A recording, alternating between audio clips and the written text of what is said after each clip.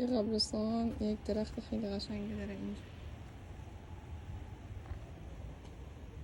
اینجا برای جا برای نشستن داره. این فکرم در مورد یه نفری فوت شده نوشته. اینجاش آب داره، کاسه ها، لیوان ها. ماش آب.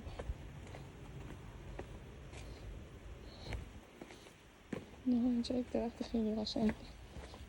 کنم خیلی قدیمیه.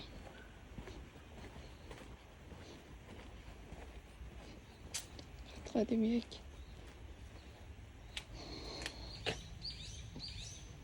چوبی رو اینجوری نگه داشته.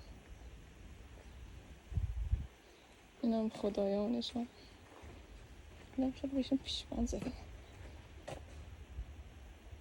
باشم پیشبان داره.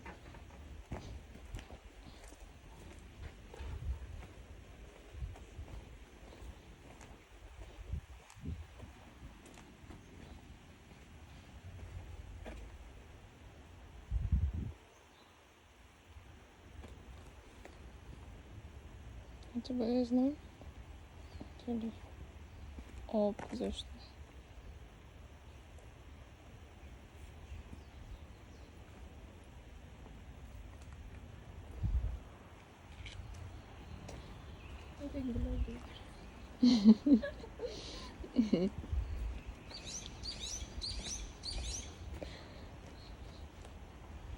سب بالا هم که یک اوترای خیلی بزرگیه.